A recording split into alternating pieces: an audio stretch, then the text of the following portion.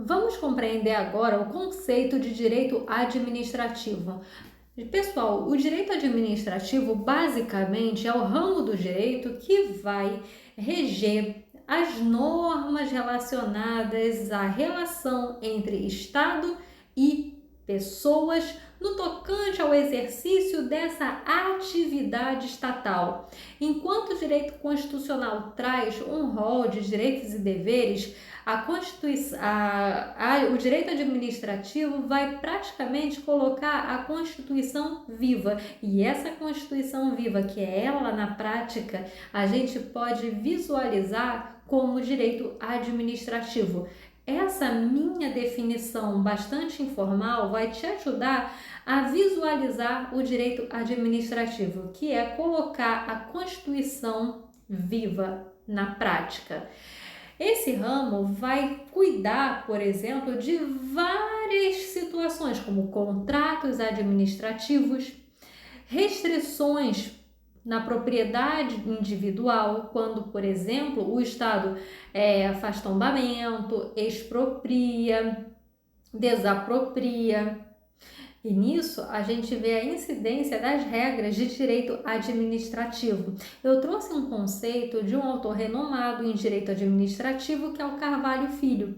E ele menciona que direito administrativo é o conjunto de regras e princípios que regem as relações jurídicas entre pessoas e órgãos do Estado e entre esse Estado e a coletividade ao qual esse Estado deve servir.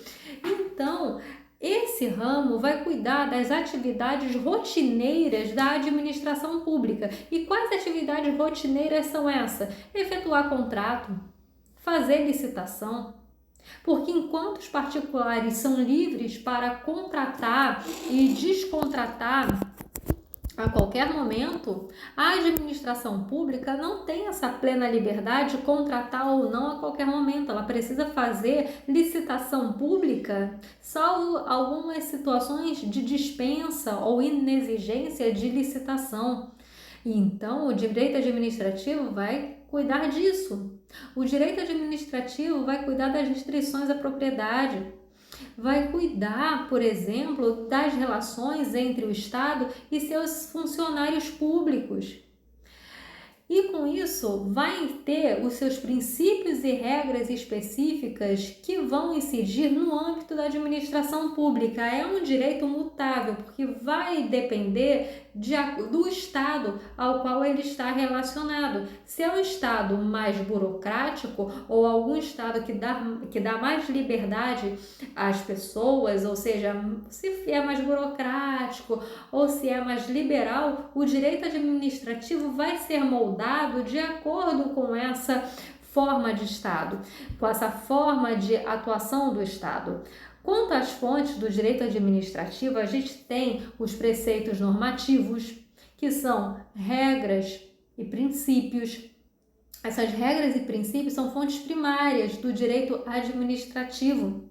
Jurisprudências também é fonte do direito administrativo. Jurisprudência é mais do que mera decisão tomada por um tribunal. A jurisprudência é o conjunto de decisões tomadas no mesmo sentido. E isso também faz parte do rol de fontes do direito administrativo. Doutrina é outra fonte. Doutrina são artigos, pareceres, livros escritos por especialista. E essa doutrina, livros, artigos, também pareceres escritos por especialistas na área do direito administrativo podem vir a ser utilizadas, por exemplo, pela administração pública quando ela for tomar uma decisão no âmbito administrativo ou até mesmo judicial. No âmbito judicial, vocês comumente vão ver que juízes recorrem à doutrina para fundamentar suas decisões, não apenas a lei. Então, a doutrina também faz parte das fontes do direito administrativo. Costumes. Costumes são aquelas práticas reiteradas dotadas de um sentido de obrigatoriedade. O costume geralmente não está escrito. O costume geralmente não está na lei. Contudo, há uma consciência de que aquilo é o certo e deve vir a ser cumprido. E o costume também é uma fonte administrativa. Vale destacar que a praxe, tá? A praxe não se confunde com costume. Às vezes, em um determinado cartório, por exemplo, você pode ouvir que algo é praxe daquele cartório e aquela praxe não é fonte do direito administrativo. Por quê? Porque a praxe é algo que é um costume daquele cartório, mas não de todos. Logo, não é dotado de generalidade, abstração e muito menos consciência de obrigatoriedade para todos. Por isso, não é fonte do direito administrativo, a praxe, mas o costume, que é dotado sim de consciência de obrigatoriedade, de fato é uma fonte do direito administrativo. Quando te perguntarem sobre sentido objetivo e subjetivo da administração pública, isso é muito fácil de você fixar na sua memória. O sentido subjetivo ou orgânico, pense em órgão, orgânico, órgão. Subjetivo, quando você fala que algo é muito subjetivo, se eu for falar para você, eu acho que fulano é muito bonito. Você pode me responder, beleza é subjetivo, porque está nos olhos de quem vê. Beleza depende da pessoa que está vendo. E nisso, quando você pensa em subjetivo, você pensa em quê? Algo pessoal. Quando você pensa em orgânico, você pensa em órgão. Então, subjetivo e orgânico vão compor o quê? A parte da administração pública relacionada ao conjunto de órgãos e pessoas jurídicas, as quais estão relacionadas ao direito administrativo. Então, é o direito administrativo relacionado a órgãos e pessoas jurídicas no exercício da função administrativa. Quando eu estou falando em administração pública, no tocante a seus órgãos e pessoas jurídicas, eu estou falando do seu critério, do seu sentido subjetivo. E nesse caso, grafamos com letras maiúsculas. Sentido subjetivo ou orgânico tem a ver com pessoas e órgãos. Já o sentido objetivo tem a ver com a funcionalidade. Tem a ver com a função administrativa de direito público. Então, quando eu estou falando sobre alguém está exercendo a administração pública, no sentido de aquele policial matou alguém. Estou dando um exemplo. Aquele policial matou alguém. A administração pública, olha que absurdo a administração pública agindo dessa forma. Eu estou falando não exatamente de um órgão ou de uma pessoa jurídica, mas eu estou falando da atuação de um determinado agente estatal que no exercício da sua atividade administrativa matou alguém. Então, nesse ponto, eu estou falando sobre o sentido objetivo da administração pública. Sentido objetivo tem a ver com a função administrativa ou atividade desempenhada no âmbito do regime do direito público. E, nesse caso, a gente está diante de uma escrita que deve ser feita com letras minúsculas. A administração pública, letras minúsculas. Aqui, como eu comentei com vocês, eu já comentei, mas só para você saber que já está expresso aqui, costume e praxe são completamente diferentes. O costume, que é fonte do direito administrativo, é dotado de generalidade, abstração e consciência de obrigatoriedade, enquanto que a praxe não tem essa consciência de obrigatoriedade, porque ela é observada, por exemplo, em um cartório, em uma repartição. Agora vamos falar a respeito de função administrativa. Quando a gente fala em função administrativa, a gente está falando sobre aquela função que o Estado vai exercer por meio dos seus delegados, quando eu falo delegado, não é o delegado de polícia, por meio daquelas pessoas que estão atuando em nome do Estado. Então vejamos, função administrativa ou é o Estado atuando ou então os seus delegados, aquele a quem o Estado delega a sua função administrativa. Conseguiu entender? Ou seja, a função administrativa não é exercida exclusivamente pelo Estado. Muitas vezes, a gente vê situações em que a delegação de serviço público, o transporte é um serviço público que é constantemente delegado. E então, nesse caso, por exemplo, o transporte era para ser oferecido pelo Estado. Contudo, aqui no Rio de Janeiro, o BRT, por exemplo, é um delegado, ele recebeu essa delegação de cuidar do transporte público no Rio de Janeiro, a Mob Rio. E nisso, os seus delegados vão estar exercendo função administrativa, ou é o Estado ou os seus delegados. E quando a gente fala em função administrativa, a gente tem 3 critérios diferentes. Pode ser o critério subjetivo, que tem a ver com o órgão, olha aí, subjetivo, órgão, que dá enfoque ao sujeito ou agente dentro daquela função administrativa.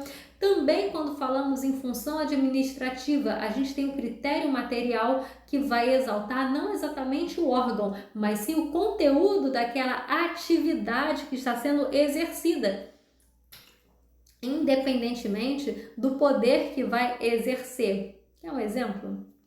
Vamos lá. O poder legislativo, tá? O poder legislativo, quando, por exemplo, vai lançar um edital de licitação, sim, o poder legislativo faz licitação também para adquirir um carro, por exemplo. Aqui no caso, a gente está diante de um conteúdo da atividade. Eu quero saber se aquele ato, tá? Se aquele edital feito pelo Poder Legislativo é uma função tem uma função administrativa. Porque se a gente fosse considerar o Poder Legislativo em matéria de função administrativa, a gente ia descartar, a princípio, o critério subjetivo ou orgânico, porque aqui a gente está diante do poder legislativo, não do executivo, que é o principal, mas não o único agente do direito administrativo. O poder legislativo também apesar de não ser o órgão principal. Contudo, quando ele cria um edital para comprar um carro para a Câmara dos Deputados, por exemplo, a gente vai estar diante de uma função administrativa. Então, a gente está consultando o conteúdo da atividade, independentemente do poder que exerce. É o poder legislativo que tem a função precípua de legislar, contudo, ele está fazendo uma licitação. Então, a gente está diante de uma função administrativa. E o critério formal de função administrativa vai se destacar pelo seu regime jurídico. Se existe por trás disso um regime jurídico de direito público, então a gente está diante de uma função administrativa. Se o regime jurídico é de direito privado, a gente não estaria diante de uma função administrativa. E com isso, o que a gente verifica na prática? A função administrativa acaba sendo vista de uma forma residual, ou seja, se não é direito privado, então é função administrativa, porque é direito público. Se no caso aquela pessoa está exercendo um conteúdo, tá, que tem relação com a administração, então é a função administrativa. Se não tem, não é função administrativa. Se aquele sujeito ou agente não tem relação com a administração pública, então não seria função administrativa. Se tem, então função administrativa. Ou seja, aqui no caso a função administrativa vai ter um caráter mais residual, porque o alvo então vai ser o interesse da coletividade de acordo com a dimensão estabelecida. Ou seja, independentemente da dimensão, a gente vai estar diante de uma função administrativa se houver um caráter de direito público, se houver uma atividade no sentido da administração pública, dando ênfase ao interesse público e dependendo do agente, se ele tem relação com a administração pública ou não. Então, pessoal, qualquer dúvida que você tiver, é só escrever nessa parte de baixo aqui do vídeo, que vai ser um prazer te responder.